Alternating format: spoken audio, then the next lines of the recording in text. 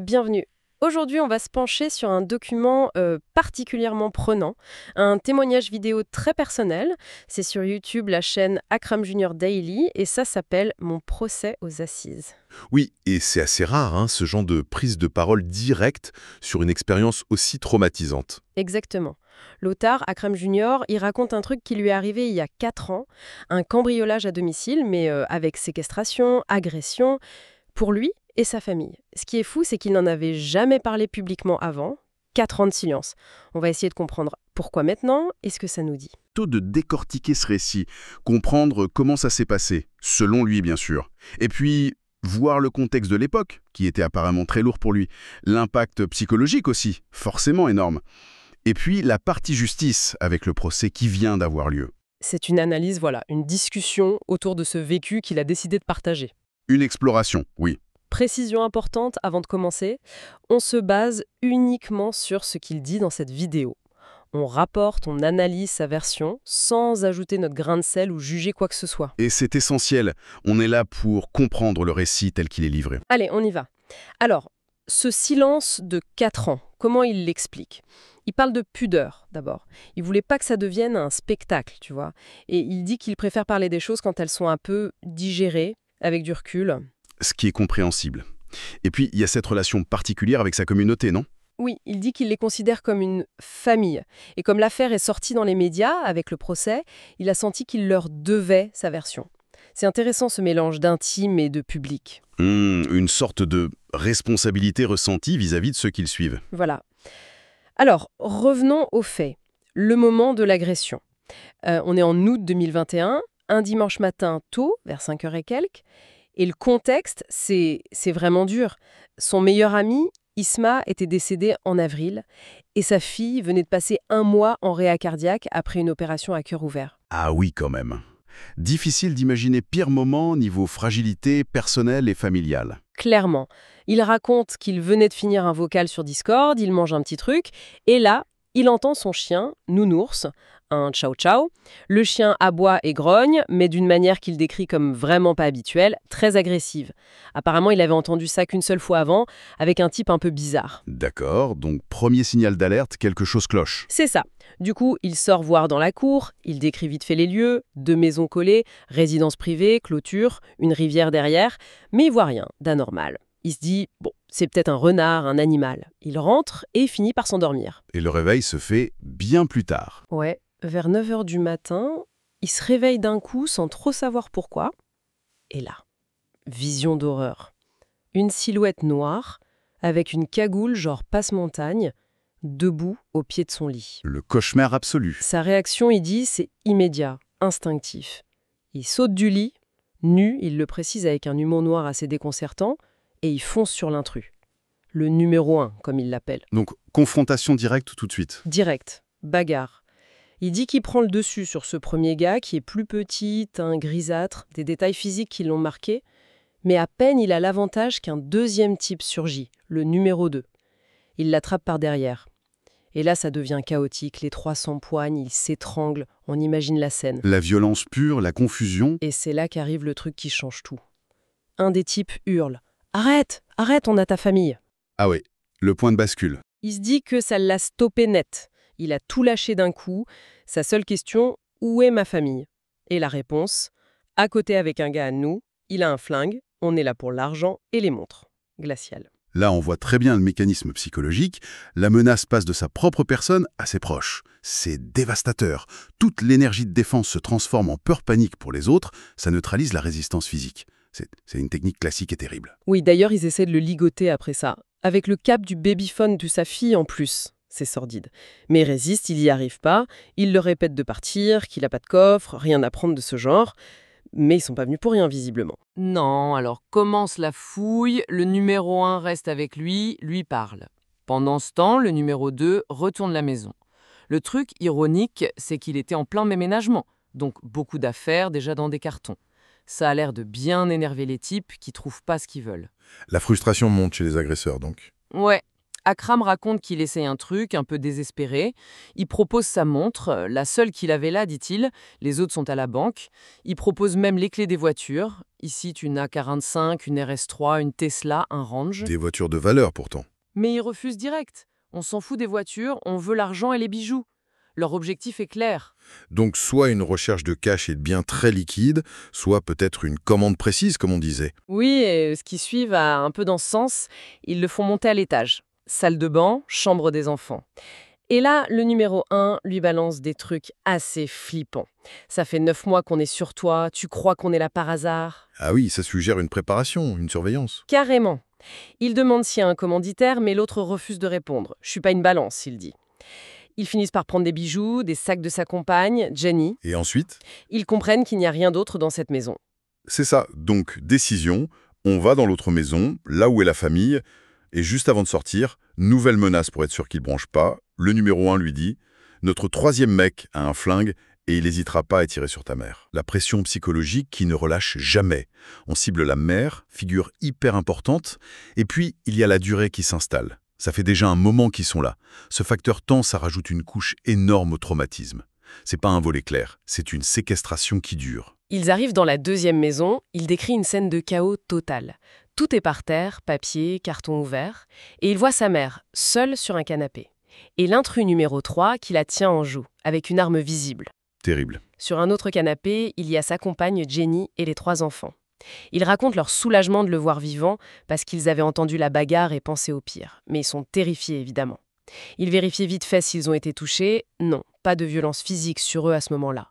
Mais l'état de choc. Il parle de son fils aîné qui avait les lèvres bleues de peur, les petits pétrifiés. On imagine à peine. L'horreur absolue pour des parents. Il mentionne être tireur sportif. Et son réflexe, c'est d'essayer d'identifier l'arme du numéro 3. Mais l'autre s'en rend compte et lui crie d'arrêter de le regarder. La tension est à son comble. Et ça va encore monter d'un cran. Le numéro 1 revient de la première maison. Il est furax parce qu'il n'a rien trouvé de ce qu'il cherchait vraiment, et maintenant il a 2 grands tournevis en main. Akram dit qu'il a entendu le mot faconvis. L'homme frappe la table avec, hyper violemment, en hurlant parce qu'il n'y a pas d'argent. La frustration qui explose. C'est là qu'Akram demande à monter à l'étage, pour pas que les enfants voient ça. Un réflexe de protection, même dans cette situation dingue. C'est fou, cette tentative de protéger les enfants de la violence directe, même au milieu du chaos. À l'étage, dans la salle de bain de sa mère, le numéro 2 trouve enfin quelque chose. Une liasse d'argent. C'était à sa mère, cachée dans un sac. Ah. Et là, la réaction du numéro 1. Il remonte vers Akram, mais là, c'est plus la même. Il le traite de menteur, il est hors de lui. Et il le frappe en plein visage avec le sac qui contient l'argent. Apparemment, le sac était lourd, il y avait un cadenas dessus. Il décrit les blessures. Lèvres arrachées, une dent déplacée, l'œil touché, le sang qui gicle. C'est la première vraie violence physique contre lui. Oui, là on passe un cap. Jusqu'ici, c'était surtout la menace, la contrainte psychologique. Là, c'est l'agression physique, brutale, gratuite. La description est très crue, ça marque la violence du truc. Sa réaction, encore une fois, c'est l'instinct. Il met un coup de poing au numéro 1 et il le met KO net. Il a une fraction de seconde où il se dit « Je peux peut-être m'en servir comme otage, les faire partir. » Une tentative désespérée de reprendre le contrôle. Mais ça dure pas. Le numéro 2 arrive direct avec un couteau. Il dit que le type a utilisé le mot « comas ». Et en même temps, le numéro 3, celui avec le flingue, dont il note au passage qu'il parlait un français parfait, sans accent, menace encore de tirer sur sa mère. Pris en tenaille. Le couteau d'un côté, l'arme sur sa mère de l'autre. Aucune issue. Il est obligé de se calmer, de renoncer. Et puis, il ajoute un détail terrible après coup. Sa petite sœur. Ah oui, qu'est-ce qui s'est passé pour elle? Elle dormait au début de tout ça. Elle s'est réveillée et elle est restée cachée dans sa chambre, plus d'1 heure, toute seule. Elle entendait tout, les cris, les menaces, les coups, mais elle était tétanisée par la peur. Il raconte qu'elle n'arrivait même plus à faire le numéro de la police. Elle lui a envoyé des SMS pour demander ce qui se passait. C'est glaçant. C'est l'effet de sidération, la paralysie totale face à la terreur. C'est important qu'il le souligne. Oui, il insiste beaucoup là-dessus. Personne ne sait comment il réagirait. Pour contrer les jugements à l'emporte-pièce, genre « moi, j'aurais fait ci ou ça ». Exactement.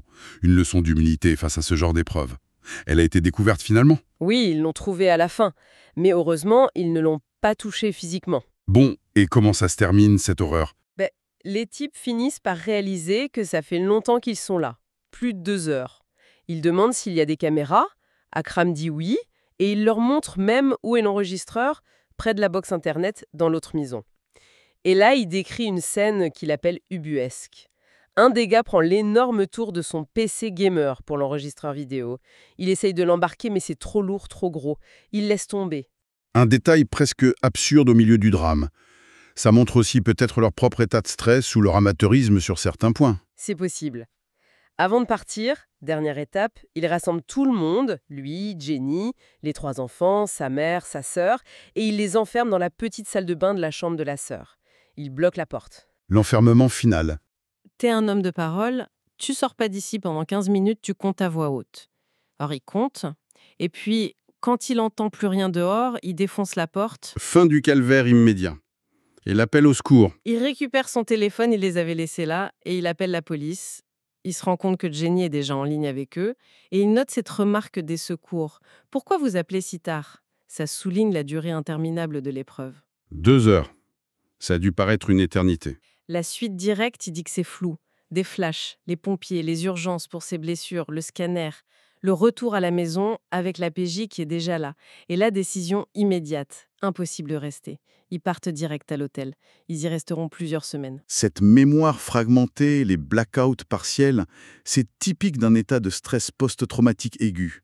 Le cerveau qui se protège en quelque sorte. Et quitter les lieux immédiatement, c'est une réaction de survie logique. La maison, le refuge, est devenu le lieu de l'horreur. Il faut fuir pour tenter de retrouver un semblant de sécurité. L'année qui suit, il l'a décrit comme un enfer. Un énorme sentiment de culpabilité, ne pas avoir pu protéger sa famille. Il raconte qu'il avait du mal à se regarder dans la glace, qu'il portait un masque et une casquette pour cacher ses blessures. Beaucoup de doutes, de remises en question sur lui-même. Le poids du trauma est énorme. La culpabilité du survivant, même si c'est totalement irrationnel, est fréquente. Il précise aussi un point important. Il n'avait pas d'armes chez lui à ce moment-là. Il avait arrêté le tir sportif et, comme la loi l'oblige en France, il avait rendu ses armes. C'est bien qu'il le précise, pour éviter les spéculations. Il refuse d'ailleurs de refaire le match dans sa vidéo. Ce qui est clair, c'est l'impact durable. Il parle du traumatisme des enfants, leur peur des bruits, et le fait qu'il ait installé une sécurité colossale après coup montre bien que quelque chose s'est brisé fondamentalement dans leur sentiment de sécurité. Le trauma vicariant, celui des proches, est aussi très présent. Absolument, ça touche toute la famille, pas seulement lui. On avance dans le temps. 1 an après les faits, la PJ l'appelle. Ils ont des suspects. Ils ont été arrêtés. S'ensuit la procédure. Le tapissage, la reconnaissance derrière une vitre sans teint, les écoutes de voix pour identification. L'enquête a donc abouti. Oui. Il ne donne pas trop de détails sur les accusés, juste qu'ils étaient déjà en prison pour d'autres affaires quand le lien a été fait. Et donc, ça nous amène au procès aux assises qui a eu lieu juste avant qu'il poste sa vidéo. Il décrit un peu l'ambiance, la cour, les jurés, les accusés dans le box, les avocats, les journalistes, le public, et même les familles des accusés. Une épreuve supplémentaire de devoir témoigner devant tout ce monde. Oui, lui, Jenny, sa mère, sa sœur, ils ont tous dû raconter, revivre l'événement en détail. Mais, rebondissement, le procès a été reporté, renvoyé à l'année prochaine. Apparemment, un nouvel élément qui demande une enquête complémentaire. Ah, ça c'est souvent difficile à vivre pour les victimes. Le temps de la justice n'est pas le même que le temps personnel. Il dit qu'il n'est pas vraiment surpris, il s'attendait un peu à des longueurs ou à un appel plus tard. Il semble assez résigné face au rouage judiciaire. Ce report, même s'il est frustrant, vise théoriquement à garantir un procès équitable, basé sur tous les éléments. Le fait que les accusés soient déjà détenus peut aussi expliquer ce rythme. Alors pourquoi cette vidéo maintenant, après 4 ans de silence et alors que c'est pas fini judiciairement? Il l'explique. Le procès a mis l'affaire sur la place publique, dans les médias, ce qu'il ne voulait pas au départ. Du coup, il a senti qu'il devait donner sa version à sa communauté. Par respect, pour rétablir les faits tels qu'il les a vécus, pour reprendre un peu la main sur le récit peut-être. C'est une démarche forte. Exposer sa vulnérabilité comme ça, publiquement, ça peut faire partie du processus de reconstruction, de reprendre le contrôle narratif. Oui, il insiste bien, c'est ma version, je suis ni juge ni avocat. Une manière de poser les choses clairement. Il termine avec plusieurs messages, il remercie ses avocates, la justice malgré tout, et surtout sa communauté pour l'énorme vague de soutien. Il s'excuse auprès de certains proches qu'il avait tenus à l'écart au début pour les protéger. Un mot pour les haineux aussi, du mépris, mais il leur souhaite pas de vivre ça. Il parle de karma, de Dieu. Et surtout, un avertissement, ne pas utiliser son histoire pour faire du drama, du buzz. Il veut que ça reste son histoire, son vécu. Une demande de respect, finalement. Voilà. Au final, ce témoignage, c'est une plongée vraiment brute dans l'horreur d'une agression à domicile. C'est choquant, bien sûr, mais ça montre aussi toute la complexité des réactions humaines face à la terreur, l'impact psy sur toute une famille sur le long terme, et puis ce parcours judiciaire long et éprouvant. Ce qui ressort vraiment, je trouve, c'est cette tension entre l'image publique qui peut avoir quelqu'un de connu sur Internet, qu'on imagine peut-être moins vulnérable, et la réalité de l'homme, du père de famille, confronté à une violence absolue chez lui.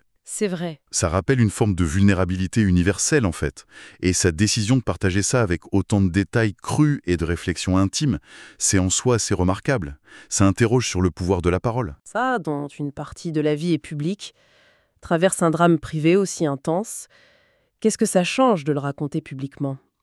Est-ce que c'est une façon de reprendre le pouvoir? Une nécessité face à la médiatisation? Ou un besoin plus profond de témoigner, de partager? C'est une excellente question.